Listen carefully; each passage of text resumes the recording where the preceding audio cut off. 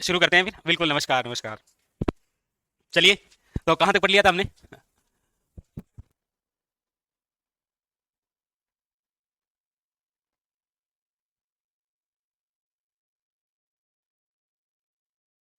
हाँ, अरे तो रोकना पड़ेगा। कहाँ तक पढ़ लिया था? पृथ्वीराज फर्स्ट। बढ़िया, अच्छे शासक हैं ये तो। इनकी तो बात ही अलग है। जीन माता का अभिलेख इनके बारे में कुछ कहता है? क्या कहता है? नहीं नहीं, वो तो कोई और कहता है। तुर्क सेना का विजेता इसमें उल्लेखित है। यस। इनके द्वारा एक नगर बसाया जाता है जिसका नाम है पृथ्वीपुर। तो अब यहां से जो हम शासक पढ़ने वाले हैं वो है आपके अजय राज चौहान। आप हेडिंग ये भी डाल सकते हैं, अजमेर के चौहान। लेकिन एनसीईआरटी ने इस शासक का कबाड़ा कर दिया। मतलब शासनकाल को लेकर कबाड़ा कर दिया। कैसे, देखो। हुआ क्या था? हेडिंग डालो आप, कोई दिक्कत नहीं, अजमेर के चौहान हेडिंग डालो। हेडिंग डालो अजमेर के चौहान। जो होगा देख लेंगे। क्या हुआ वो देखो। क्या हेडिंग डाली आपने? अजय राज चौहान। क्या हुआ?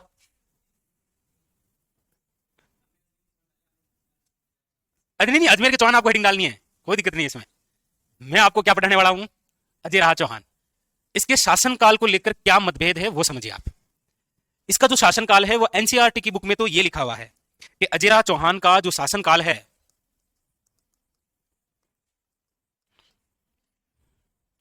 1105 ईस्वी से लेकर 1133 ईस्वी। ये एनसीईआरटी की बुक में लिखा हुआ है। इसका मतलब जब ये राजा थे 1105 ईस्वी में, उस समय तो अजमेर बसा ही नहीं था। दूसरा टाइमिंग जो है वो कौन सा है? 1113 से लेकर 1133। समझे? क्या समझे? आप समझ ये रहे हैं कि पृथ्वीराज फर्स्ट है, उसके बाद में अगला राजा कौन बना? अजयराज। अजयराज जैसे ही चौहानों का राजा बना, उन्होंने अपने लिए एक नया नगर बनाया, कौन सा? अजमेर। और वहां से श्रृंखला शुरू की अजमेर के चौहानों की। इसीलिए ये दो शासनकाल का टाइमिंग आपको ध्यान रखना है। एग्जाम में जब पूछा जाए, हालांकि अजयराज चौहान का समय क्या है, तो आपको ये दोनों ध्यान में रखना है। ठीक है? यहां पर आप लिखिएगा अजमेर की चौहानों का संस्थापक।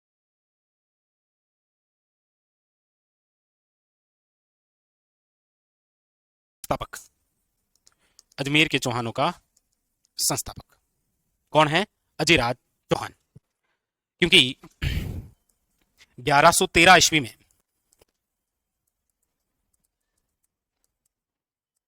अजमेर नगर बसाया, और अजमेर नगर बसाकर इन्होंने राजधानी परिवर्तन कर दी। और इनके द्वारा ये जो राजधानी परिवर्तन हुआ है, याद रखिएगा, ये राजधानी कहां से कहां आई है? तो याद रखना, ये राजधानी सांबर से अजमेर। क्वेश्चन ये पूछा गया था आरएसएस बोर्ड द्वारा। क्वेश्चन ये था कि, हालांकि आरपीसी भी ऐसा ही क्वेश्चन पूछ सकती है, कि अजयराज चौहान द्वारा जब चौहानों की राजधानी अजमेर को बनाया गया था, उससे पहले राजधानी कौन सी हुआ करती थी? सांबर। ठीक है?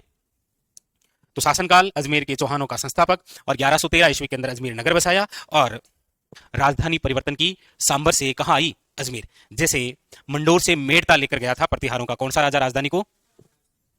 विकास, वो बुधवार से शुरू होगी। ठीक है?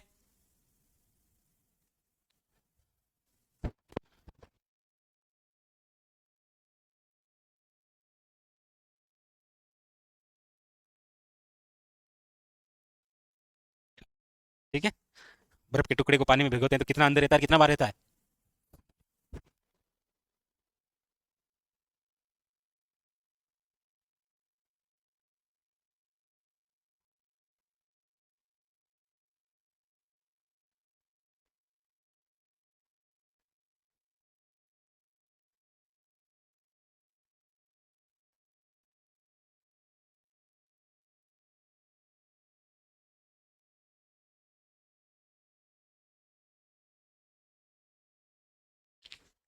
चलो, तो इन्होंने अजमेर नगर बसाया, राजधानी बदली, और यहीं से अजमेर के चौहानों की शुरुआत। अजमेर के चौहानों का संस्थापक। लीजिए, ये लिख लिया ना सब? अब लीजिए, यहां से इनके द्वारा किया गया पहला कार्य। अजयराज चौहान ने अजमेर नगर बसाया, साथ में ही किले का निर्माण करवाया। कौन सा? लिखिएगा, अजय मेरू दुर्ग।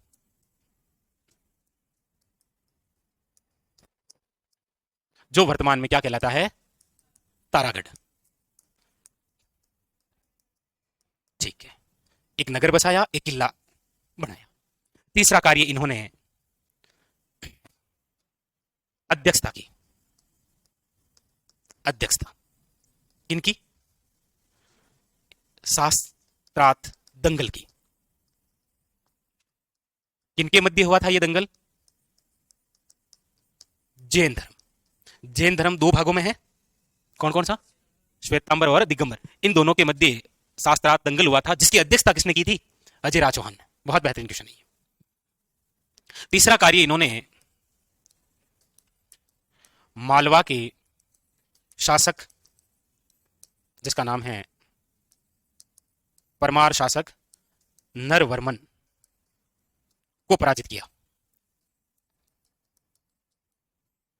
मालवा शासक है जिसका नाम क्या है?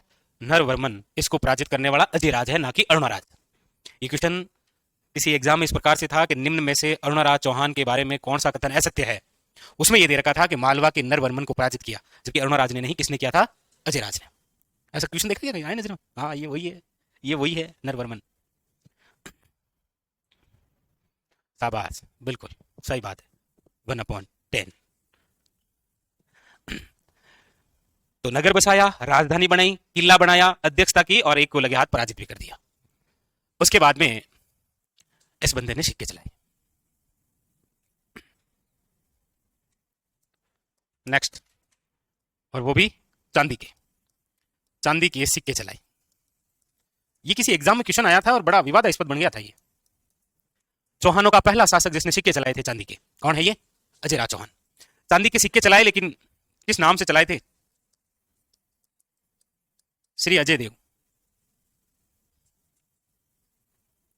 या फिर नाम आपको यह भी मिल सकता है, अजय पिरे।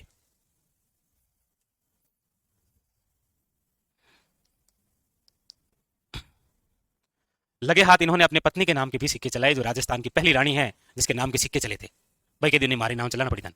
और ये इतिहास की पहली ऐसी रानी बनी जिसके नाम के क्या चला करते थे? सिक्के। क्या नाम है इनकी रानी का? हाँ, सोमलेखा या सोमवती नाम मिलता है कहीं कहीं। हाँ, हो जाए, ऑप्शन हो जाए, चिंता की बात नहीं है।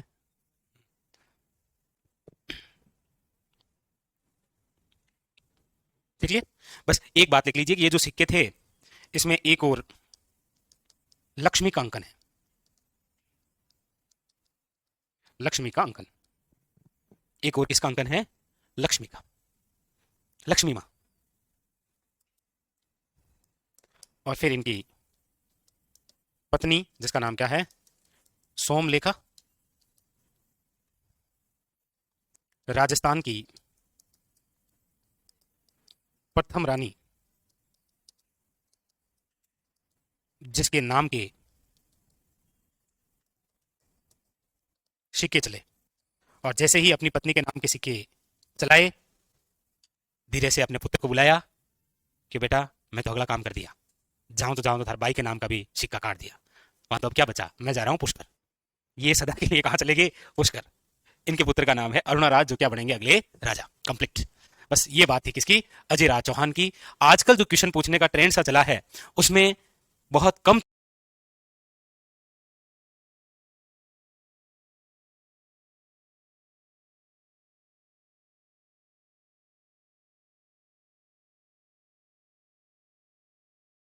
निम्न में से कथनों को पढ़िए और नीचे दिए गए कूट के आधार पर असत्य उसका चयन कीजिए। ऐसा पूछ लेगा। अब यहां से क्या क्या घुमा के दे सकता है आपको? जैसे वो दे देगा, अजयराज चौहान चौहानों का पहला शासक है जिसने दिल्ली को राजधानी बनाया। ऐसे दे देगा। अजमेर तो बने, ये तारा है ना आपको, तो वो ऐसे भी दे देगा। यहां से बस इतना ही दे देगा, अजयराज चौहान ने लक्ष्मी के अंकन के नाम के सिक्के चलाए। ये तो लाइन सही है, लेकिन उस लाइन में वो ये डाल देगा कि अजयराज चौहान द्वारा लक्ष्मी अंकन सिक्के चलाए गए थे सोने के, जबकि कौन से थे? वो इतना सही मिस करेगा, एक शब्द मिस करेगा, वो कहीं पर भी करो, जो भी करना है। यहां पर मालवा के शासक किसको पराजित किया? नरवर्मन को पराजित किया था, जीता अजयराज था। हो सकता है कथन में यह आ जाए कि मालवा के नरवर्मन द्वारा पराजित हुए, जबकि पराजित किया।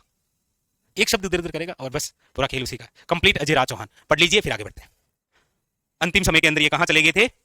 हाँ तो बच्चे क्या है, सिक्के तो जारी कर दिए थे। देखो एमसीक्यू ये होता है कि आप जैसे यहाँ थ्योरी पढ़ रहे हैं, जैसे ही कोई टॉपिक कंप्लीट होता है तो आपका कार्य ये होता है कि आपने जो टॉपिक थ्योरी से पढ़ा है उसके बाद में वापस इसको एक बार पढ़ें, और उसके बाद में जब आपको लगे कि अब मैं ये टॉपिक बड़े अच्छे से कवर कर चुका हूं, तब आप जाइए एमसीक्यू की ओर। कोशिश कीजिए कोई ऐसी बुक हो जिसमें पुराने पेपरों के आए हुए क्वेश्चन हो। उसके लिए आपके पास में जो भी बुक अवेलेबल है कोई दिक्कत नहीं, वरना पीआरपी पब्लिकेशन की एक बुक आती है। प्रमोशन भी तो करना पड़ता है ना भाई, हम नहीं करेंगे तो कौन करेगा, दूसरा थोड़ी करेगा। नहीं लेकिन जो भी आपके पास में है तो कोई दिक्कत नहीं, उसी से करिए, लेकिन बदलते हुए पैटर्न के अकॉर्डिंग देख लीजिएगा आप। नहीं ऐसे हम तो कौन, ऐसे तो हम किताब के प्रमोशन कर रहे हैं, कौन सा आपको कह रहे हैं कि ड्रीम 11 पर लगाइए 1 लाख और जीतिए 4 करोड़। ऐसा तो नहीं। वो तो भी तो प्रमोशन ही करते हैं ना। हाँ तो बस चलिए, होता क्या है पहले आप टॉपिक थ्योरी से पढ़ते हैं ना अच्छे से, फिर एमसीक्यू की तरफ जाते हैं, पुराने पेपरों वाले क्वेश्चनों की तरफ वापस जब पढ़ते हैं ना उस टॉपिक को, तो आपके पढ़ने का तरीका चेंज हो जाता है।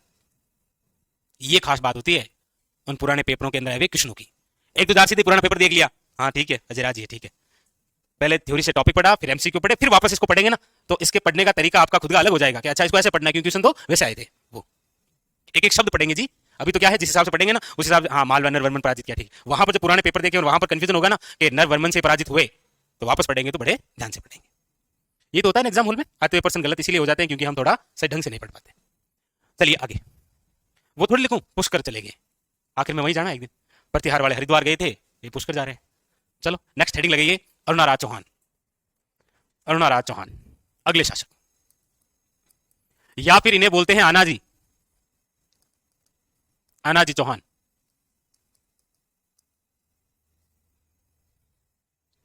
इनके समय की हम बात करते हैं तो इनका जो समय है वो क्या रहा है, 33 से 53, 1133 से लेकर 53 जो है वो इनका समय रहा है।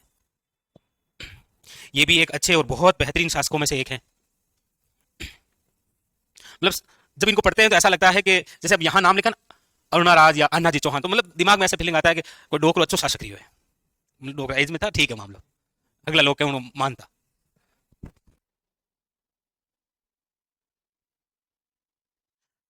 हाँ? तो आप लिखिए पहली लाइन तो ये लिखिए, अजय राज के पुत्र हैं ये, अजय राज के पुत्र, अजय राज के पुत्र। 1133 से लेकर 35 तक कहते हैं कि अजमेर के अंदर तुर्कों के आक्रमण हुए थे अंधाधुंध, और उस आक्रमण से अजमेर को बचाने का कार्य किया था किसने, अरुणाराज ने। इनको एक उपाधि है,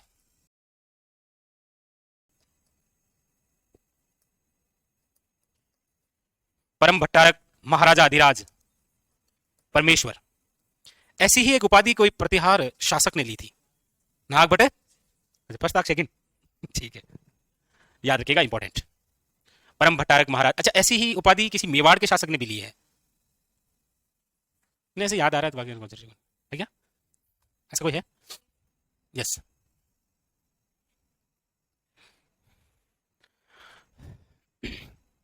लिखिएगा अगली लाइन से, अजमेर में 1133 से 35 के मध्य तुर्कों के आक्रमण हुए, आक्रमण हुए, इसलिए अजमेर की जो भूमि है रक्त रंजित हो गई थी, यानी खून से लाल हो गई। इस भूमि को साफ करने के लिए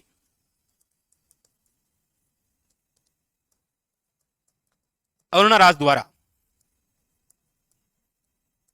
चंद्रा या फिर चंद्रावती नदी के पानी को रोककर, पानी को रोककर आना सागर झील बनी, आना सागर झील का निर्माण करवाया। कौन सी झील बन गई, आना सागर झील। लिखो, ये एक वाक्य में घटना थी, जो नहीं होना चाहिए था वो हुआ था। रक्त रंजित भूमि, तुर्कों के आक्रमण, आना सागर झील का बनना, आना जी।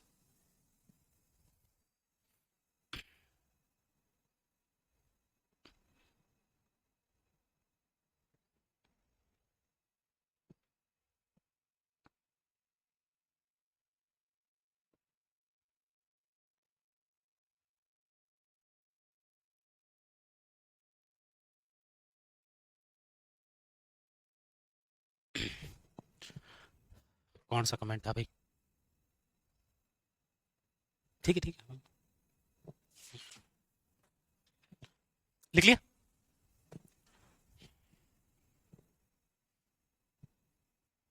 चले आगे। तो एक तो इनके द्वारा झील बनाई गई आना सागर झील, जो कि कहां पर है? अजमेर में। अगले कार्य इनके द्वारा जो करवाए गए, सबसे पहले तो लिख लीजिए इनके दरबारी थे। ये एक बड़ा अच्छा क्वेश्चन है। कौन से थे दो दरबारी? धर्म घोष व देव घोष। याद रखिएगा, बड़ा अच्छा क्वेश्चन है। धर्म घोष और देव घोष, ये दो क्या थे? इनके दरबारी थे, धर्म घोष और देव घोष। इन्होंने दान किया था भूमि का, लेकिन इनके द्वारा जो भूमि का दान किया गया था वो किनको था? ये लाइन अभी तक किसी एग्जाम में नहीं पूछी गई है। मुझे लगता है एग्जामिनर आपका इंतजार कर रहा है कि आप जैसे ही एग्जाम बैठेंगे वो आपको ये पूछेगा,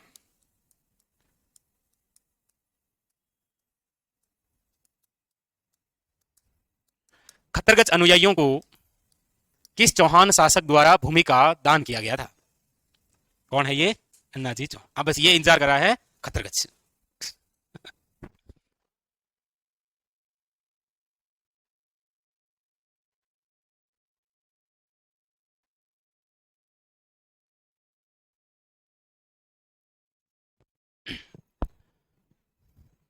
अरुणाराज चौहान और गुजरात के शासक थे जिनका नाम है जयसिंह। अजमेर के तो शासक हैं अरुणाराज, जो कि चौहान शासक है। गुजरात में इसी समय कौन सा वंश है? चालुक्य।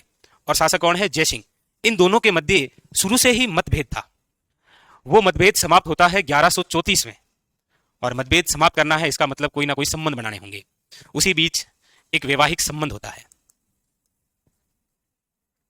वैवाहिक संबंध। और इसी वैवाहिक संबंध द्वारा चौहान और चालुक्यों के मध्य किसके समय से चली आ रही है ये संघर्ष की कहानी? याद करो, उस रात दो घटनाएं हुई थी। हाँ तो, हाँ उस रात दो घटनाएं हुई थी। उसको भी पराजित कर दिया और वो भी बना दिया। यस, विग्रहराज सेकंड द्वारा चालुक्य शासक मूलराज फर्स्ट को भी पराजित किया गया और भड़ोच ले जाकर एक मंदिर बनाया। कौन सा? आशापुरा माता। तो हुई ना दो घटनाएं उस रात। हाँ, इस रात भी दो ही घटनाएं हुई। वैवाहिक संबंध तो किनका किनसे हो गया? एक लड़का, अब कुछ तो बोलो, ऐसा बोल मैं क्या करूं? और एक शाबाश, ये हो गया क्या? वैवाहिक संबंध। ये जो कांचन देवी है, ये किसकी पुत्री है? शाबाश, क्या बात है। नाम, पिताजी का नाम क्या है? जयसिंह। और ये जो जयसिंह है ये कौन है? ये जयसिंह की पुत्री है। और जयसिंह जो है, याद रखिएगा, गुजरात के चालुक्य शासक है। गुजरात के चालुक्य शासक, चालुक्य शासक। ठीक है। तो इस वैवाहिक संबंध की वजह से क्या हुआ? चालुक्य चौहानों में जो मतभेद था, मतभेद का या मतभेद समाप्त हुआ, समाप्त हुआ। शादी वादी हो गई और बधाई हो, कांचन देवी से एक पुत्र भी हो गया जिसका नाम था सोमेश्वर। बच्चा ही था, तो उसको खिलाने के लिए अक्सर इस जयसिंह का पुत्र आया करता था जिसका नाम था कुमारपाल। क्या नाम था? कुमारपाल। अब जैसे जैसे समय बीतता गया, उधर सत्ता पलट जाती है गुजरात में। गुजरात के अंदर चालुक्य जो शासक है जयसिंह, इसके बाद में अगले जो शासक हैं वो बनते हैं इन्हीं के पुत्र जिसका नाम है कुमारपाल। तो प्रबंध कोश ये कहता है कि कुमारपाल और इधर से अन्नाजी चौपड़ खेल रहे थे। चौपड़ समझते हो क्या? खेल रहे थे खेल। खेल खेल में ऐसे ही, मतलब जैसे ही कुमारपाल पराजित हुआ तो अरुणराज ने कमेंट कर दिया कि तुम्हारी बात को नहीं, भाजियाल ना, मामला गड़बड़ी है।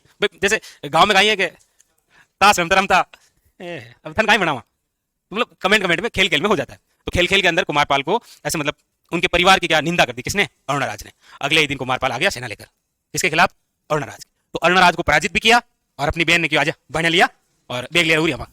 तो कुमारपाल ने अजमेर पर आक्रमण करके किसको पराजित किया? एक तो अरुणराज को पराजित किया, और दूसरा कार्य ये किया कि जो बहन थी कौन? कांचन देवी। इस कांचन देवी को अपने भांजे सहित, सोमेश्वर सहित कहां लेकर चला गया? गुजरात। क्यों, आजा। खत्म कहानी है। बस आखिर में इन्होंने भी कुछ नहीं किया तो इसके पुत्र ने कुछ कर दिया। जगदेव जो है उन्होंने अरुणराज की हत्या कर दी और स्वयं क्या बन गए, राजा। तो ये तो लिख लिया आपने, मतभेद समाप्त हुआ। अगली लाइन से लिखिए, अगली लाइन से लिखिएगा, चालुक्य शासक, अब चेंज हो गया जी, क्या नाम है, कुमारपाल। चालुक्य शासक कुमारपाल। कोष्टक में क्या लिखूं, जयसिंह का पुत्र लिखूं कि कांचन देवी का भाई लिखूं? था ना, कहीं ठीक लगे? ठीक, अरे वाह। जैसे यहां पर ऑप्शन था कि बर्गर खाना है कि मोमोज, तो क्या सर मोमोज ठीक है। मतलब आपको अच्छे से याद रह जाएगा, इसीलिए आपको याद करना है ना, इसीलिए। कांचन देवी का क्या है, भाई है ये। तो चालुक्य शासक कुमारपाल, चालुक्य शासक कुमारपाल ने अरुणराज को पराजित किया। लेकिन वापस अरुणराज ने कुमारपाल पर आक्रमण नहीं किया था, क्योंकि जाऊं देंगे आप अड़बियन नहीं लिएगो, और साथ लेगो सोमेश्वर ने भी। क्या पता इसने क्या सोचा होगा, एक तरफ तो सोचा साला है। जो भी है, लेकिन अरुणराज ने नहीं किया ना। लेकिन ये सारा सिलसिला अरुणराज का एक पुत्र और है जो देख रहा है, वो मौके की तलाश में, जैसे ही मौका मिलेगा सबसे पहला आक्रमण ही वो वहां करेगा कुमारपाल पर। फिर ले, ये लिख लिया, अगली लाइन से लिखो। तो आक्रमण हो गया और अरुणराज बस अब काम कर रही हो कांचन देवी की। अब ये बनाएगा बेचारा मंदिर, लिखो निर्माण। अरुणराज द्वारा निर्माण करवाया गया है एक मंदिर का, जिसका नाम है वराह मंदिर। लेकिन ये जो वराह मंदिर है ये पुष्कर में है। हालांकि ऐसा कहते हैं कि अरुणराज ने पुष्कर के अंदर 14 के आसपास मंदिर बनाए थे, इसलिए पुष्कर को कहा गया है मंदिरों की नगरी। क्योंकि आज वर्तमान में देखेंगे तो पुष्कर में 450 से अधिक मंदिर बने हुए हैं, 450 से अधिक, इसीलिए क्या बोलते हैं, मंदिरों की नगरी। लेकिन टोड ने कौन से स्थान को हिंदू ओलंपस कहा है, माउंट आबू को। वहां सर्वाधिक क्या है, जैन मंदिर। तो वराह मंदिर कहां बनाया था, पुष्कर ने। इस वराह मंदिर की खास बात थी कि इसी मंदिर की जो मूर्ति है वो किस मुगल बादशाह द्वारा समुद्र में फेंकवा दी गई थी, जहांगीर द्वारा। जहांगीर द्वारा मूर्ति को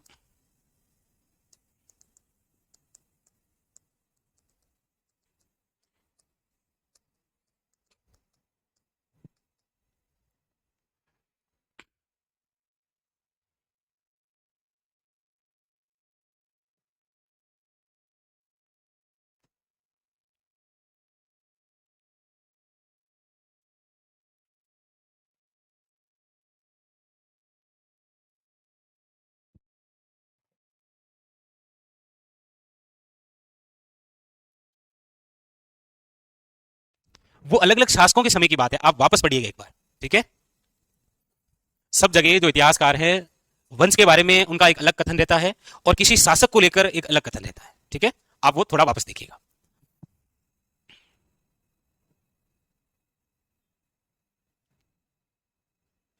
चलिए, लिख लिया, बस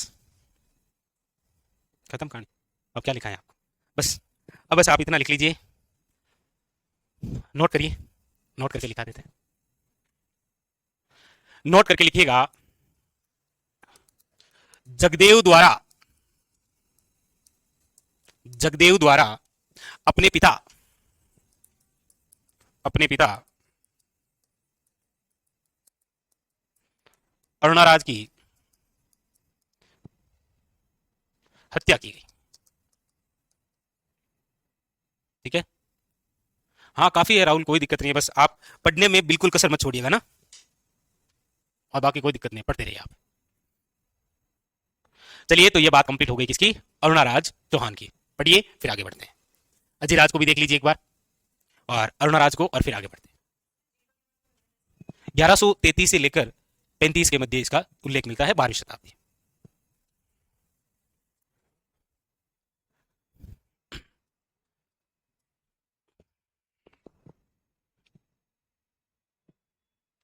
जगदेव, अगला शासक यही है, जगदेव या इसी का नाम है जगपति देव।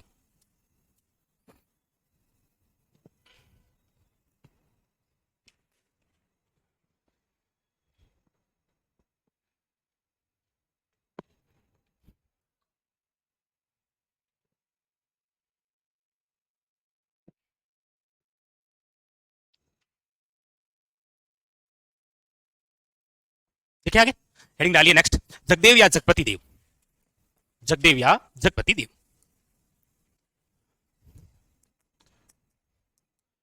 जगदेव या जगपति देव।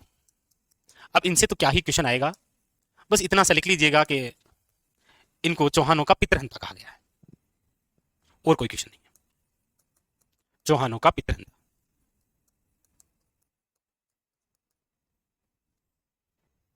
चौहानों का पितृहंता, बस। अब जो अगले राजा बनेंगे वो है अरुणाराज का दूसरा पुत्र, ये सबसे बड़ा पुत्र था जगदेव।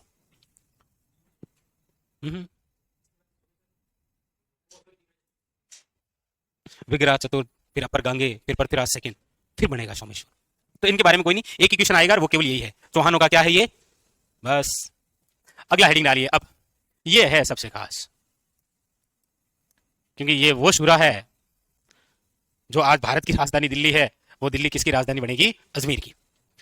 विग्रहराज चतुर्थ, ज्यादा शासनकाल नहीं रहा है इनका, विग्रहराज चतुर्थ का। इनके बारे में वो बात, एक कवि है जिसका नाम है जगनिक, हालांकि उन्होंने वो बात किसी और के लिए की थी, लेकिन वो बात इनके लिए भी लागू होती है कि 12 वर्ष कुकर जियर 13 वर्ष यार। आगे, ये यूपी टेट के अंदर एग्जाम में पूछी गई थी, ये लाइन देखकर निम्न में से किसका कथन है, जगनिक। जगनिक, परमाल रासो नाम सुना, परमाल रासो एक बहुत प्रसिद्ध ग्रंथ हुआ है, नहीं आपके तो नहीं, यूपी के जो विद्यार्थी होते हैं ना, जैसे हमारे क्या है पृथ्वीराज रासो, पृथ्वीराज रासो के अंदर किसकी वीरता का उल्लेख है, पृथ्वीराज चौहान का। उसी प्रकार परमाल रासो में जिसकी वीरता का उल्लेख है वो है आला और उदल।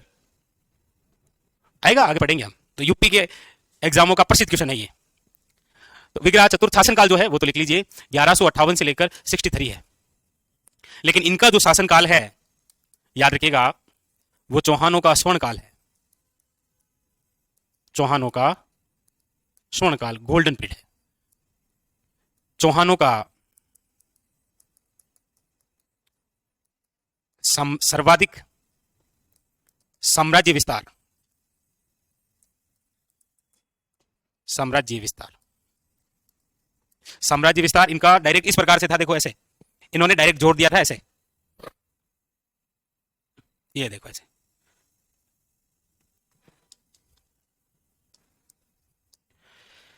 राजस्थान, अजमेर, इनका अधिकार कहां पर था, पंजाब, और इनका अधिकार कहां पर था, न्यू दिल्ली।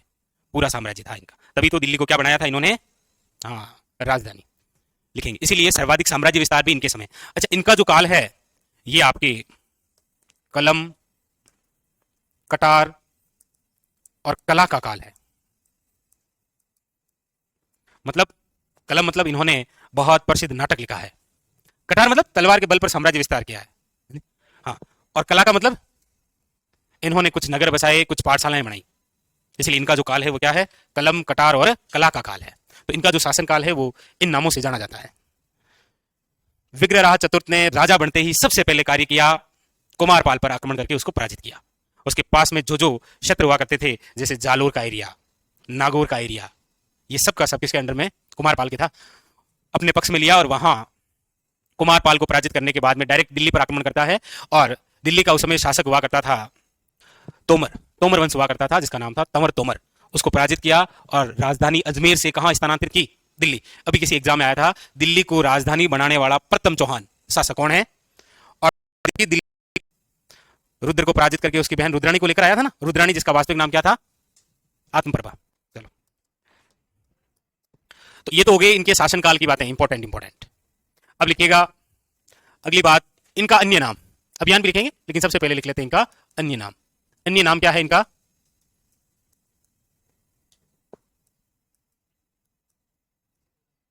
इनका अन्य नाम बिशलदेव, हाँ सारे इन्हीं का अन्य नाम क्या है, बिशलदेव। बिशलदेव के नाम से ये रचनाएं क्या करते थे, क्या क्या करते थे, रचनाएं। जैसे राजा यदि कोई किताब लिख रहा है 12 अठाबड़ की राजा कहीं नहीं लिखे, जैसे फेसबुक आईडी, अब तो नहीं, पहले जब बनाते थे तो वो थोड़ा नाम चेंज कर देता था अपना, और फिर नीचे ले तो क्या बिगाड़ देगा महाकाल, क्योंकि खुद को नाम लिख रही थी क्या बिगाड़ देगा महाकाल, तो मेरे को फोन आ जाता, हाँ भाई 1000 रुपये दिया जाकर दे बच्चा, तो वो भी करना पड़ता है ना। तो ये राजा था, तो इन्होंने अपनी रचनाओं के लिए अपना नाम, जैसे सावन सिंह जो है वो किस नाम से रचना किया करते थे, नागरीदास। जैसे हमारे जयपुर के शासक रहे जिनका नाम है सवाई प्रताप सिंह, वो भी एक बहुत अच्छे रचनाकार हुए हैं।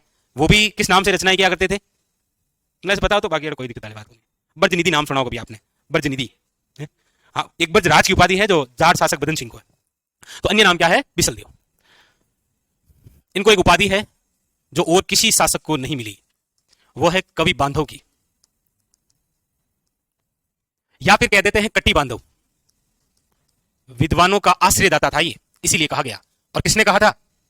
ये और खास है, जयानक भट्ट। जयानक भट्ट की एक रचना है, आपने कभी पढ़ी हो तो, पृथ्वीराज विजय। जयानक भट्ट द्वारा, जयानक भट्ट द्वारा इनको उपाधि है कवि बांधव या कटी बांधव की। इनकी तुलना जिस व्यक्ति से की गई है वो है भवभूति जैसे विद्वानों से,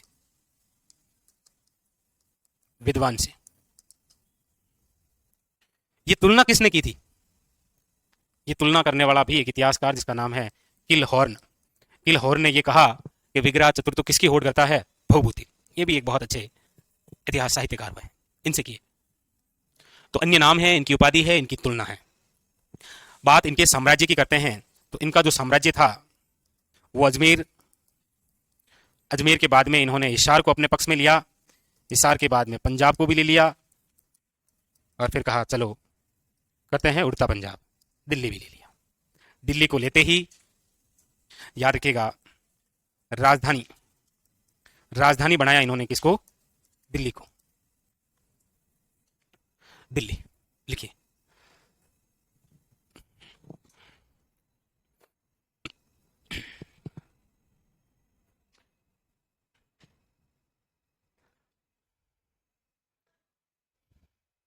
तो अन्य नाम, इनकी उपाधि, इनकी तुलना, इनका साम्राज्य, इनकी राजधानी, इनका शासनकाल। कितने अच्छे अच्छे क्वेश्चन है आपकी तरह, वन लाइनर।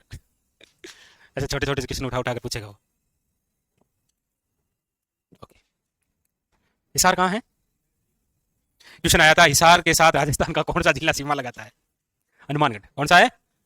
ऐसा भी क्वेश्चन आ रखा है, किसी एग्जाम में आया था, जैन के एग्जाम में था क्या? यस। लिखिए, आगे चले। ये इनका परिचय हो गया कि हम जिस शासक को पढ़ रहे हैं उनका शासनकाल क्या कहलाता है, इनका अन्य नाम क्या है, इनको कौन सी उपाधि है, इनकी तुलना किससे की गई है, इनका साम्राज्य कहां से कहां तक था, और इन्होंने राजधानी बनाई थी दिल्ली। अब इसके दो अभियान लिखिए।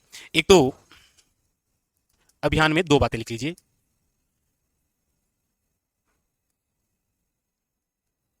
अभियान, अभियान के अंदर सबसे पहले लिखिएगा चालुक्य शासक कुमारपाल को पराजित करके आया था। कुमारपाल को पराजित किया, कुमारपाल को पराजित किया, और लगे हाथ अपने छोटे सौतेले भाई से भी मिलके आ गया। क्या और क्या है चिंटू? बढ़िया, एकदम आराम आ गया, मस्त मस्त है। और छोटी मम्मी को प्रणाम करके आ गया। उनको पता नहीं है जी कि वो राजा बनेगा, कभी बनेगा, वो अभी बाद में बनेगा।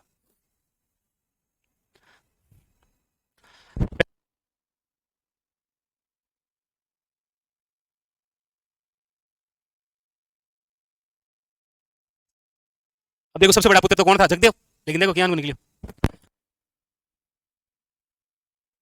तो एक तो ये, दूसरा लिखिएगा, दूसरा दिल्ली के, दिल्ली के तमर तोमर को पराजित किया। हालांकि जब विग्रह चतुर्थ की सत्ता जाएगी तो दिल्ली का राजा कौन बनेगा? अनंगपाल तोमर। अनंगपाल तोमर की पुत्री है जिसका नाम है कर्पूरी देवी। उसी का विवाह होगा गुजरात के अंदर जो रेरा है, कांचन देवी का पुत्र जिसका नाम है सोमेश्वर। बड़ी प्लानिंग है जी, बाहुबली की तरह।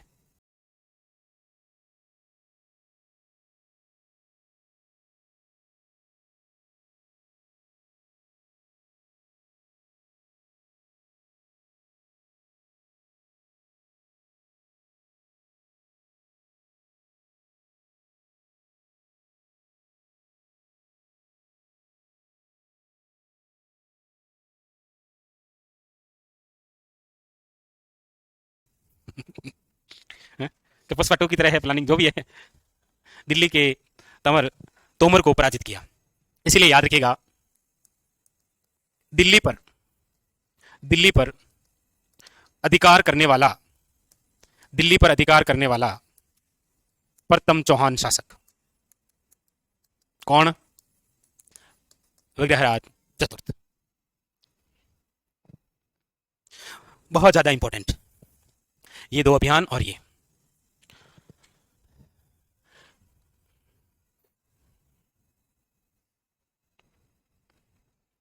लिखे आगे, इनके द्वारा रचित नाटक, विग्रहराज चतुर्थ द्वारा रचित नाटक, और इस नाटक का नाम है, हाँ, हरिकेली, हरकेली,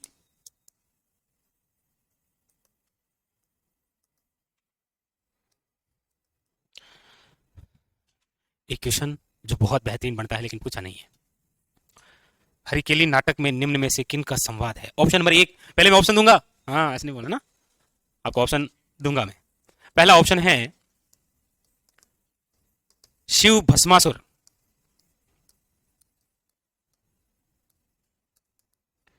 कृष्ण अर्जुन,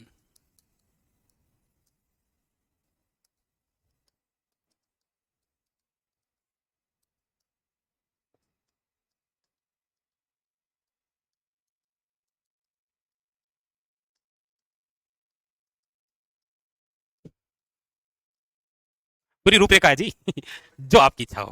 क्वेश्चन है विग्रहराज चतुर द्वारा लिखित नाटक हरकेली में किन का संवाद है, और ऑप्शन आपके सामने ये है। यहां केवल ई आपको लुभाने के लिए दिया गया है, बाकी अनुत्तरित नहीं करना है आपको, तो भरना ही भरना है कोई सा। ऐसा पूछा नहीं है, कभी नहीं पूछा है, लेकिन बनेगा बड़ा अच्छा। तो किन के मध्य, मैं एक एक से नहीं पूछूंगा, ऐसे मतलब एक एक से मजा नहीं आएगा फिर। ऐसे बोले एक साथ बोलते हो तो मुझे ऐसा सुनाई दे रहा है कि इसका सर आंसर जो है वो सी है, और सी जो है वो सही है। अरे मैं आपको पक्ष ले रहा हूँ, आप सारे बोलते, मुझे क्या सुनाई दे रहा था? सी, तो सी सही है। हमारे राजस्थान का कोई ऐसा लोकनाट्य है जो शिव भस्मासुर की कथा पर आधारित है? कौन सा? यस, शाबाश, बहुत अच्छा और बेहतरीन सा क्वेश्चन बनेगा ये। लिखिएगा, हरिकेली नाटक जिसमें किसका संवाद है। ये कहानी बिल्कुल उसी प्रकार है, महाभारत का एक सीन है जहां पर पांडवों को जब 1 वर्ष का अज्ञातवास लगता है ना, उस बीच वो महाभारत युद्ध की तैयारी में लग जाते हैं। भगवान श्री कृष्ण को कह देते हैं कि जितनी शक्ति, जितने शस्त्र आप प्राप्त कर सकते हो उतने कर लो, क्योंकि जैसे ये बीतेगा उसी समय महाभारत का बिगुल बच जाएगा। इनको कह देते हैं पहले। इसीलिए तो इस अज्ञात वर्ष के बीच में अर्जुन जो है वो भगवान शिव को खुश करते हैं, भगवान इंद्र को खुश करते हैं और बड़े बड़े शस्त्र लेते हैं। उसी बीच क्या है कि भगवान शिव अर्जुन को वो बाण देने आते हैं। तो उसी बीच क्या है कि जो शिव है वो एक शिकारी का रूप धारण करते हैं, और एक भेड़िया या ऐसा कुछ गुजरता है लोमड़ी, उस पर दोनों एक साथ बाण लगाते हैं। उधर से अर्जुन और इधर से कौन? शिव, दोनों एक साथ जाकर लगते हैं। तो अर्जुन शिव से कहते हैं कि ये शिकार मेरा है, जबकि शिव अर्जुन कहते हैं पहले मैंने मारा है। तो दोनों को लेकर बहस हो जाती है। फिर उस समय क्या है कि भगवान शिव एक पेड़ के नीचे खड़े होते हैं, तो कहते हैं यदि तुम इतने ही बड़े शिकारी हो तो ये लो एक बाण, और इस एक ही बाण से पूरे पत्ते जो है इस पेड़ के वो छिद्रित होने चाहिए। ऐसी कहानी आप बर्बरी के बारे में सुनते हैं क्या? ऐसी सेम कहानी है। फिर अर्जुन को पता चल जाता है और फिर शिव के चरणों में हे भोले और वो ठहरे भोले, बोला कोई नहीं, ये ले गोले निकल यहाँ से। तो वो उस बीच जो संवाद होता है वो नाटक लिखा था किसने? विग्रहराज चतुर्थ ने। हरिकेली नाटक, संवाद लिख लीजिए, अर्जुन और शिव। अब इस नाटक की जो पंक्तियां हैं वो 2 जगह लिखी हुई है। हरिकेली नाटक की पंक्तियां एक तो लिखी हुई है इंग्लैंड के ब्रिस्टल शहर में। कौन से शहर में? ये कैसे, मतलब वहां कैसे, मतलब वहां कैसे पहुंच गई वो पंक्तियां? कारीगर यहाँ का था कोई, उसको कहा था ये बनाना है तो उसने अपने हिसाब से ठोक दिए। यस, ब्रिस्टल शहर के अंदर किसका स्मारक बना हुआ है? राजा राम मोहन राय का, क्योंकि उनकी मृत्यु भी वहीं हुई थी। राजा राम मोहन राय, जिनको राजा की उपाधि देकर भेजा गया था मुगल बादशाह द्वारा। कौन से मुगल बादशाह द्वारा? मतलब अंग्रेजों ने क्या है, मुगल बादशाहों की पेंशन बंद कर दी थी। तब वो जो मुगल बादशाह थे उन्होंने राजा की उपाधि दी पहले, तो वापस क्यों जा, मार पेंशन की बात करा कि महीना के 40-50 हजार या वहीं पे, तो वो पेंशन की बात करने गए थे। नहीं नहीं, फिर वो वहां गए और वहीं उनकी मृत्यु हो गई। ब्रिस्टल शहर के अंदर बना हुआ है उनका स्मारक। वो था अकबर द्वितीय। कौन था? अकबर द्वितीय। लिखिएगा, राजा राम मोहन राय का स्मारक बना हुआ है, इस पर लिखी हुई है। और एक जगह और ये पंक्तियां हैं, और वह है संस्कृत पाठशाला। आप लोग पूरा नाम लिखेंगे तो ये है कंठाभरण पाठशाला, और वो भी कौन सी? संस्कृत कंठाभरण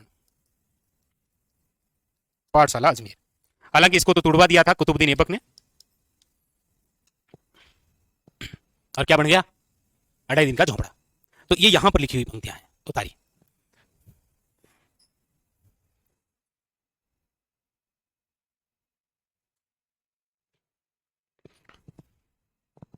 तो ये तो इनके द्वारा रचित क्या है, नाटक है।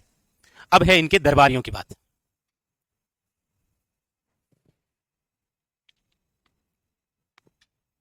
दरबारी लिखिए।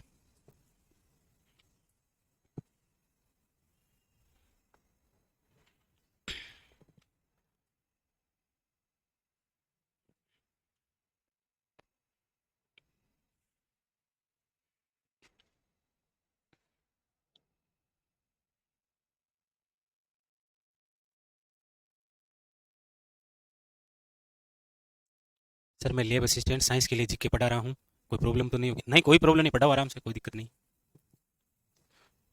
चलें आगे। अब लिखिएगा दरबारी। दरबारी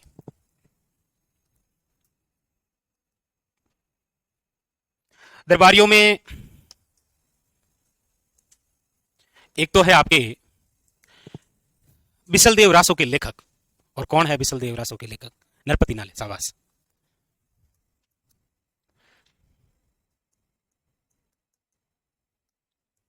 लिखिएगा नरपति नाले।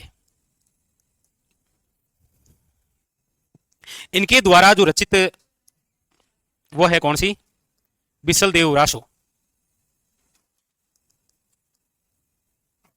और ये जो बिसल रासो है, बहुत प्रसिद्ध क्वेश्चन, 22-23 के हर एक पेपर में क्वेश्चन था ये, घुमा फिरा कर। पिछली बार जो सीटी के एग्जाम हुए थे, इस बार नहीं, पिछली बार, उनके अंदर शिक्षक के जितने भी एग्जाम हुए 22-23 में, चाहे वो असिस्टेंट प्रोफेसर फर्स्ट ग्रेड जो भी हुआ है, उन सब में इससे क्वेश्चन था। और क्वेश्चन पूछने के 3-4 तरीके थे। कौन कौन सा? एक तो ये है कि इसके अंदर जानकारी एक नायक और एक नायिका की है, कौन थे वो? एक, ये कितने खंड में है? तीसरा, ये कौन से रस पर आधारित है? और एक, ये किस प्रकार का ग्रंथ है? आप में से कोई चारों बताना चाहे स्वागत है, नहीं बताना चाहे कोई दिक्कत नहीं।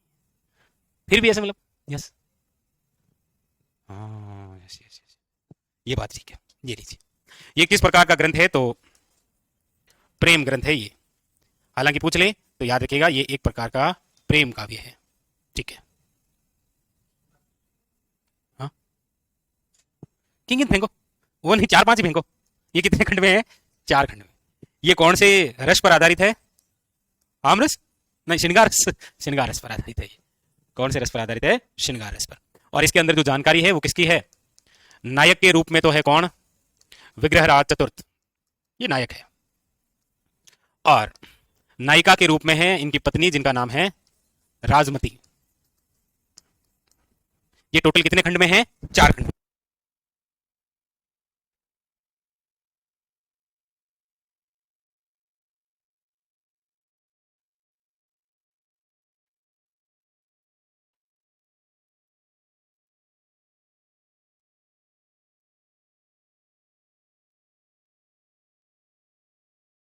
तो ये बहुत बेहतरीन क्वेश्चन है कि विग्रहराज चतुर्थ नायक के रूप में और राजमती नायिका के रूप में कौन से ग्रंथ में है? क्वेश्चन तो ये खतरनाक था उस पेपर का, कि ऐसा कौन सा ग्रंथ है जिसमें विग्रहराज चतुर्थ और उसकी जो पत्नी है, जिसका नाम है देसल देवी, निम्न में से किस ग्रंथ में उल्लेखित है?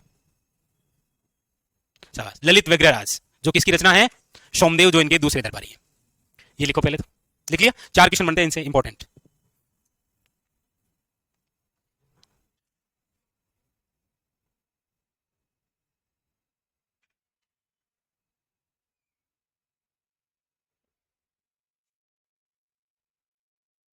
ओके श्याम जी, ओके, लिख लिया?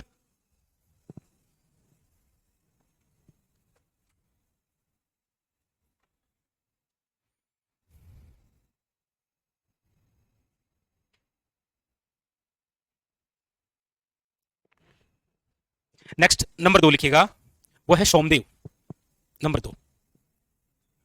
जी, सोमदेव। और सोमदेव द्वारा जो रचित है वो है आपके ललित विग्रहराज। इसके अंदर जो उल्लेख है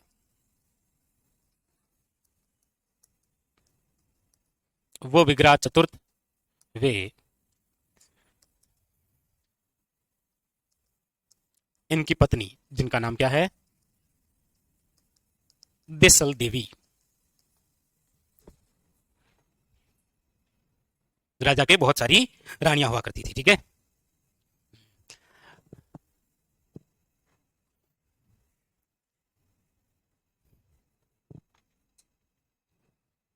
देख लिया। अब लिखिए इनके कार्य, इनके द्वारा कौन कौन से कार्य किए गए। एक तो इन्होंने जो धर्म घोष है ना, जो किसका दरबारी था, अरुणराज का, उसके कहने पर एकादशी के दिन गौ हत्या पर रोक लगाई थी। पहला कार्य ये लिखिएगा, धर्म घोष के कहने पर, धर्म घोष के कहने पर विग्रहराज चतुर्थ ने एकादशी यानी 11 एकादशी के दिन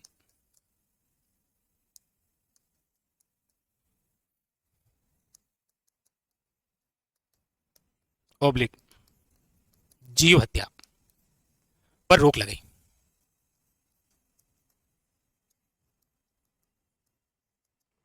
दूसरा, इन्होंने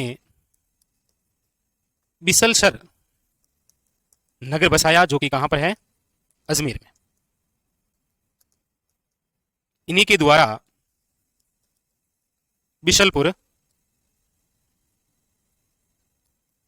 तालाब या झील वर्तमान बांध का निर्माण करवाया। हालांकि क्वेश्चन भी आता है बिसलपुर बांध का निर्माण हुआ कब है, तो 1999 में, 1999 में हुआ है। हाँ? नहीं, न्यू रखी थी 85 में। बिल्कुल। तो ये भी आए तो थोड़ा सा ध्यान रखना, और थोड़ा सा क्या पूरा ही ध्यान रखिएगा, क्योंकि ये कंप्लीट हो चुका है, ठीक है।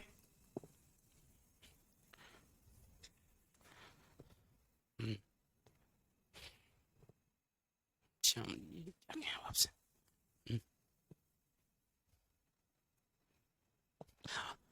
लिख लिया। अब इसके बाद में अगले जो राजा बनते हैं वो है अपर गांगे।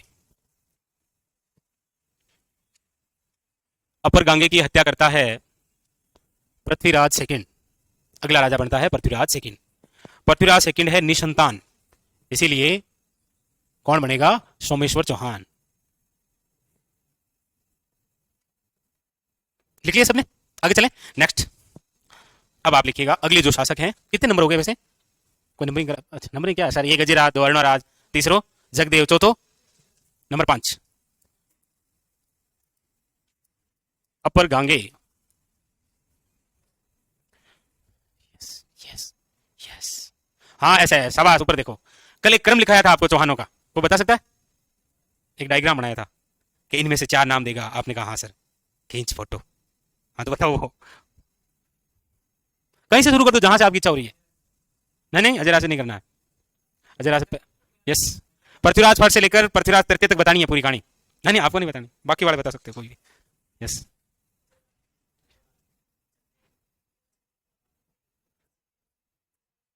यस, शाबाश, बहुत ही शानदार, अति उत्तम। आज के विजेता आप ही हैं, आपको ही कवि बांधव की उपाधि मिलेगी। शाबाश। एक क्वेश्चन इनमें से आता है कई बार, पृथ्वीराज फर्स्ट से लेकर थर्ड के बीच में 4 नाम देकर आपको पूछता है, सही क्रम है। इनका टाइमिंग तो क्या ही लिखेंगे आप, 63 से 64 इनकी हत्या कर दी गई थी पृथ्वीराज सेकंड द्वारा।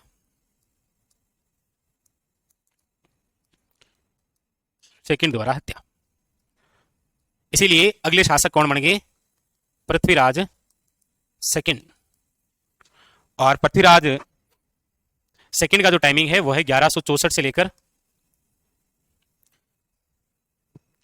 68, और ये था निसंतान। इसीलिए एक बार फिर कोल घुमाया गया गुजरात, कोल उठाया सोमेश्वर ने, क्यों, हाँ अंकल, क्यों, आजा बेटा आजा।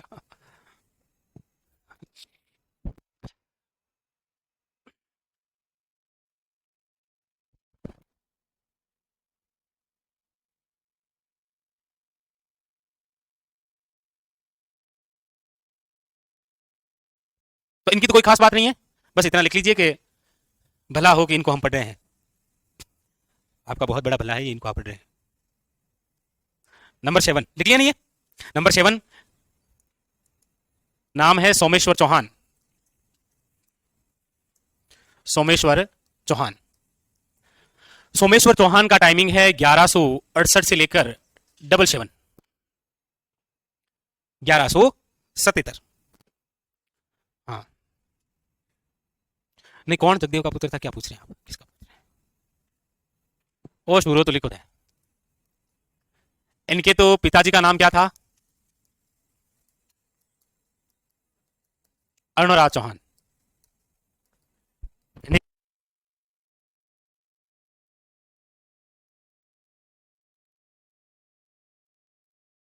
इनकी माता का नाम क्या है?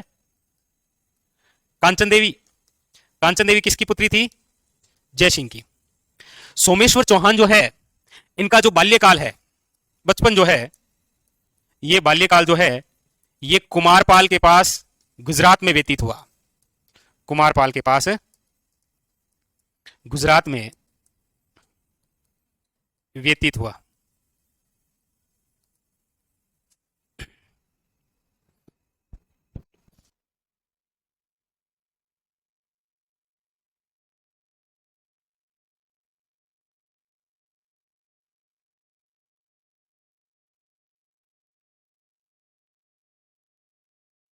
तो बाल्यकाल तो देख लियो, किंगन गुजरी है, कुमारपाल मामा के पास। इनका जो प्रधानमंत्री वो है केमास, जिसका दूसरा नाम है कदमबास, जो भी आप सुनते हैं। ये वही बंदे हैं जिन्होंने आई छतरपुर दुर्ग का निर्माण करवाया है, जो कि आपके कहां पर है? नागौर। आई छतरपुर दुर्ग बनाया। इन्हीं की पत्नी, जिनका नाम क्या है? कर्पूरी देवी। इन्हीं के दो पुत्र, पृथ्वीराज चौहान तरते, और एक पुत्र है कौन? हरिराज। सोचो, यदि ये गुजरात से नहीं आता तो क्या हमें इतिहास में इतना अच्छा शासक पढ़ने को मिलता? पृथ्वीराज तरते।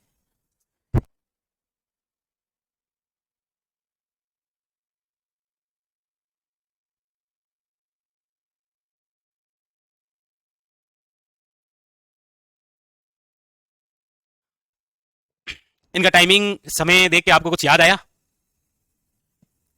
कुछ याद आया? हाँ आया ना, बिजोलिया शिलालेख।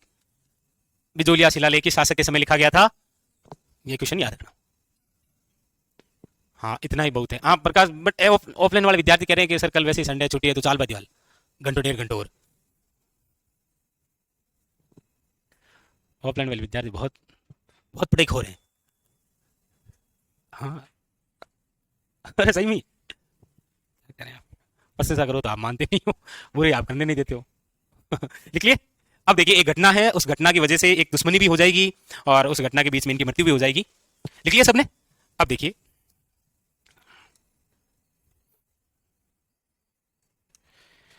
ये राजस्थान, राजस्थान में जिस स्थान से हम पढ़ रहे हैं वो ये है अजमेर। अजमेर के शासक हैं अभी कौन? सोमेश्वर, सोमेश्वर चौहान। यहां पर एक स्थान है, यहां पर स्थान है कौन सा? यहां पर स्थान है आबू। आबू के शासक हैं जिनका नाम है जेत सिंह। यहां पर है गुजरात। यहां पर है गुजरात। गुजरात में कौन है इस समय? चालुक्य। और शासक कौन है? भीम सेकंड। ये बात जो हम पढ़ रहे हैं ये है 1177 ईस्वी। 1177 ईस्वी के अंदर क्या हुआ कि इस भीम सेकंड ने कहां पर आक्रमण किया था? आबू पर किया, जहां के शासक कौन थे? जैत सिंह। इस जैत सिंह की सहायता करने कौन आए थे? सोमेश्वर। बस उसी बीच सोमेश्वर मारे गए। तो सोमेश्वर की हत्या किसने की है? भीम सेकंड ने। इसीलिए सोमेश्वर का जो पुत्र शासक बनेगा पृथ्वीराज तृतीय, उसका मुकाबला किससे होगा? गुजरात के शासक भीम सेकंड से। इधर ये जो जैत सिंह है, हालांकि यहां पर आक्रमण किया भीम सेकंड ने, लेकिन फिर जैसे ही जैत सिंह की पुत्री को देखा तो क्या, नहीं आक्रमण कौन करा, आक्रमण करा उसको लेकर फिर दंगे हो जाएंगे जी, क्योंकि जैत सिंह की जो पुत्री है उसका नाम है इंचनी देवी। फिर ये भीम सेकंड अपनी बात करेंगे जैत सिंह से कि ये जो इंचनी देवी से शादी करना चाहते हैं। लेकिन जब सोमेश्वर सहायता के लिए आ रहा है 1177 के अंदर, उस समय सोमेश्वर का पुत्र भी है जिसका नाम क्या है, पृथ्वीराज तृतीय। इंचनी देवी चाहती है कि वो भलो आदमी आयो हमारे पापा की सहायता करें, तो वो भलो आदमी निकाल सो की तो भलो हुई, मैं तो बेटी जाऊं। पापा ने कहती पापा आए हैं कौन बेटे यहाँ पर। तो यहां पर बस केवल ये घटना है जो हम आगे पढ़ेंगे कि पृथ्वीराज चौहान और चालुक्यों के मध्य विवाद क्यों हुआ, ये वजह है। ठीक है, आप कहेंगे तो एक बार सारे करेक्टर जो आगे भी आएंगे वो भी लिख देता हूं। यहां पर आ जाएगा पिशीथड़, प्रेम करती है और ये चाहता है, तो और क्या कर सकते, यही कर सकते हैं इसी बीच इनके मध्य क्या होगा, विवाद होगा। इस घटना को बस आप ऐसे लिख लीजिए। अच्छा, इन सब के बीच में और एंट्री कौन कर देगा, जो सबको बिखेर देगा। अच्छा, इस समय देखो एक सिचुएशन और यहां बना देते हैं हम। ये रही दिल्ली, ये कहां है, दिल्ली। दिल्ली में कौन है, अनंगपाल तोमर। इस बीच यहां है कन्नौज, कन्नौज में कौन है, जयचंद गहड़वाल, जयचंद गहड़वाल। अनंगपाल तोमर के कोई पुत्र नहीं था, दो पुत्रियां थी, दो पुत्रियां थी। उन दोनों पुत्रियों के एक एक, पिसीथड़ सबसे बड़ा और दूसरी के सबसे बड़ा कौन, ये दोनों ही चाहते हैं कि हम दिल्ली के क्या बनेंगे, राजा। क्योंकि नानक बाद में तो यही उन भांजे ही है, तो मार बहन की भरी सी दिल्ली हूं। तो ये पृथ्वीराज चौहान जो है अनंगपाल तोमर के बहुत नजदीक है। अनंगपाल तोमर को जब भी कोई सैनिक सहायता चाहिए होती है तो पृथ्वीराज चौहान यहां अजमेर से डायरेक्ट सैनिक सहायता भेजता है। ये देख रहा होता है कौन, जयचंद गहड़वाल मौके की तलाश में है कि जैसे ही मौका मिलेगा निपटा दिया नाना को भी और इसको। तो ये रिश्ते में क्या हुए वैसे,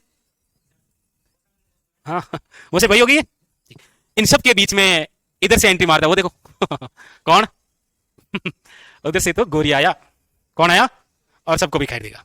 वो गोरी इसकी सहायता लेगा, फिर इस पर आक्रमण करेगा, यहां राजधानी बनाएगा, इसको पराजित करेगा। लेकिन भीम सेकंड की अलग कहानी है जी।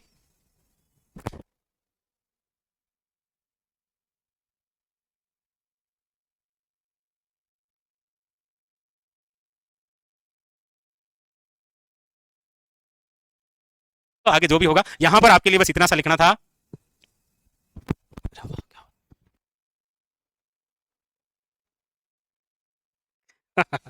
सही है, हाँ तो लिख लो, क्या कहां तक लिख लिया आपने। अच्छा, ये लास्ट पेज लिखा था आपने ना, ये लिख लिया, उसके बाद में लिख लो बस 1177। चालुक्य शासक जिनका नाम क्या है, चालुक्य शासक भीम सेकंड द्वारा आबू के, आबू के जैत सिंह पर आक्रमण। सोमेश्वर, सोमेश्वर द्वारा जैत सिंह की सहायता की गई, वे मारे गए। लिखिए।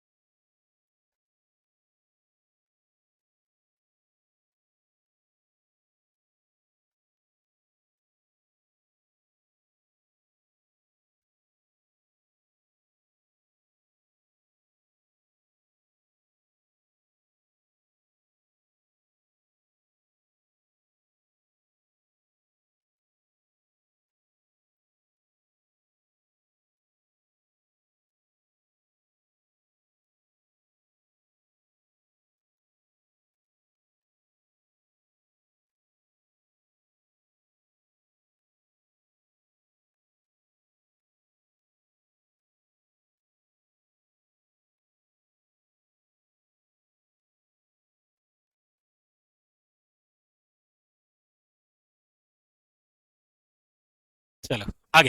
तो ये बात कंप्लीट हो चुकी है, इसीलिए सोमेश्वर की यहां मृत्यु हुई। तो अगले राजा कौन बने? हेडिंग डालिए, अजमेर के अंतिम चौहान शासक जिनका नाम है पृथ्वीराज चौहान, पृथ्वीराज तृतीय। पृथ्वीराज तृतीय, इनका जीवन परिचय देखिए। पृथ्वीराज तृतीय की हम बात करते हैं तो सबसे पहले है इनका जन्म।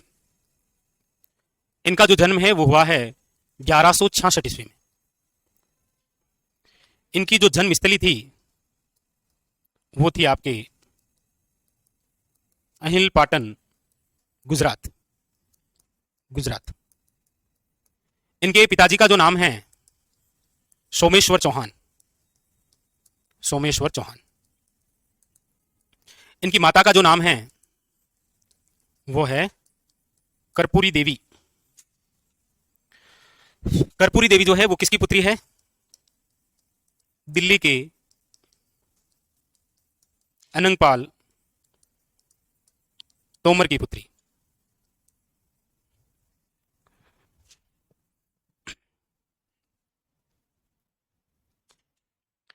इनका राज्य अभिषेक कब हुआ था? एग्जाम ने पूछा पृथ्वीराज चौहान का जब राज्य अभिषेक हुआ तब इनकी कितनी आयु थी? देखो 66 में जन्म और 77 के अंदर कितने हो गए? 11।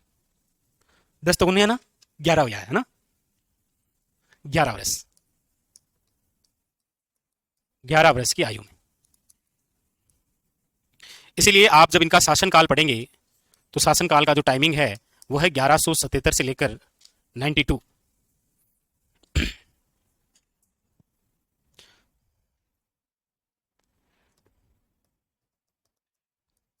यानी अजमेर चौहानों का अंतिम शासक है। अजमेर चौहानों का अंतिम शासक है कौन? पृथ्वीराज तृतीय। लिखिएगा।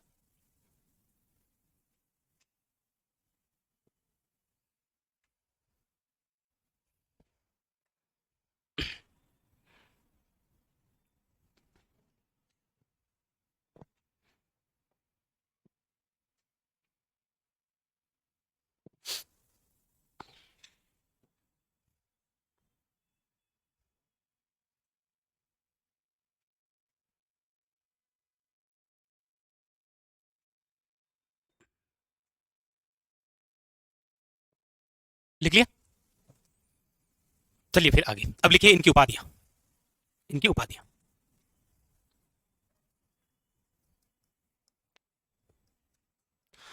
उपाधियां और उपाधियों में लिखिएगा एक तो राय पिथोरा। इनके द्वारा एक गढ़ बनाया गया, पिथौरागढ़। जब तराइन जीतेंगे ना ये प्रथम, तो वहां दिल्ली में रुकेंगे कुछ दिन। जीत रहे हैं ना युद्ध?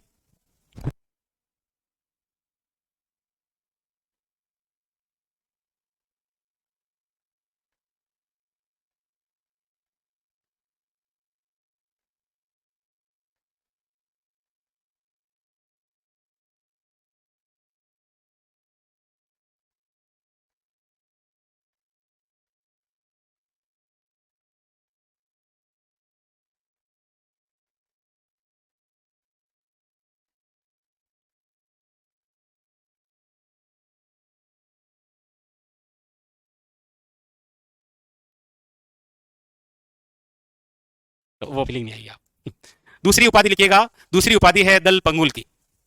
दल पंगुल यानी कि विश्व विजेता। विश्व विजेता। और अंतिम हिंदू सम्राट की। अंतिम हिंदू सम्राट। ये तो है इनकी उपाधियां। इनका मुख्यमंत्री कौन है? केमास। ये थी। इनके सेनापति हैं जी कौन? हमारे लिए जो खास रहेगा वो खास है कौन? चामुंडराय।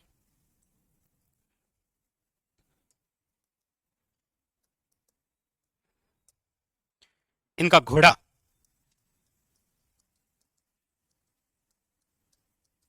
नाट्यरंभा, जो नाचने में निपुण है। किसमें है? हाँ, नाचने के अंदर। सेनापति चामुंडराय। वैसे एक और भी था, कौन? भुवनमल। हम सुना? ओब्लिक करके एक और लिख लेना, भुवनमल। भुवनमल, ये लो। इसके पास में एक विद्या थी जो आखिर में पता चलेगी। कौन सी?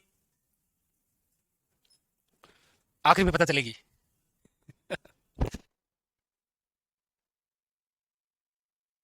कौन सी? यस, इनके पास में एक विद्या थी शब्द भेदी बाण की, जो इन्होंने सीखी थी अरुणा भील से। इसीलिए इनको इतिहास में गार्जिशपति कहा गया, अचूक निशानेबाज। मतलब किसी बंदे की आंखों पर पट्टी बांध दी जाए और उसको केवल ये इशारा किया जाए कि तुमसे 6 किलोमीटर दूर फर्स्ट फ्लोर पर यहां पर ये बेच चल रहा है और यहां पर सर खड़े हैं, बस कहानी समाप्त।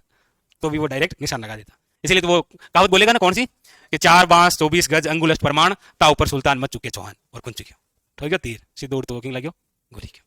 तो वो एक इनके पास में विद्या थी।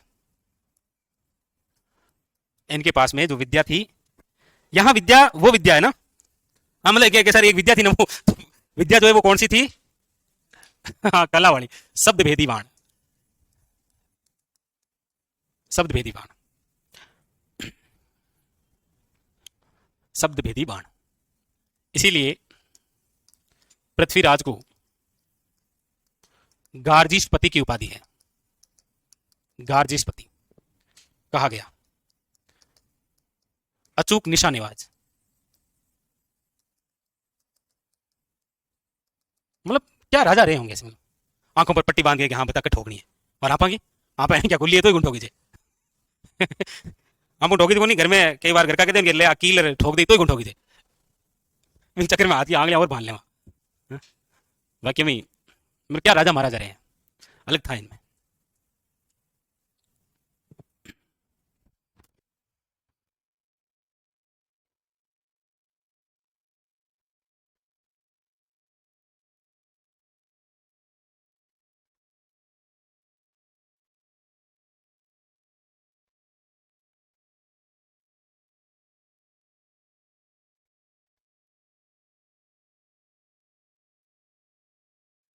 हाँ, तो हम क्या करें सर?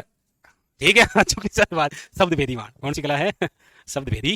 मतलब जीवन में कभी निराशा हो तो उनको देखकर आप अपने जीवन की एक नई शुरुआत कर सकते हैं वहीं से। कि इस बच्चे के हाथ भी नहीं है, वो पैर से निशाना लगाती है, गोल्ड मेडल जीते थे। देखना आप, मैं तो नाम बता दूं, फिर आप घर जाके सर्च नहीं करोगे, सर्च करोगे तो मोटिवेशन मिलेगा। चलो, अब आप हेडिंग डालिए पृथ्वीराज चौहान के। देखिए, कुछ तो होंगे अभियान, कुछ होंगे विवाद और कुछ होंगे युद्ध, लेकिन ये पढ़ेंगे मंडे को। ठीक है, तो अब आपके लिए कार्य क्या बचा है? कार्य ये बचा है कि ये जो संडे है इसको आप फंडे बनाए आपके लिए, और प्रतिहार जो पढ़ाए थे उनका रिवीजन करके आए एक बार। लेकिन नहीं, जाना नहीं, जाओगे कहाँ ना।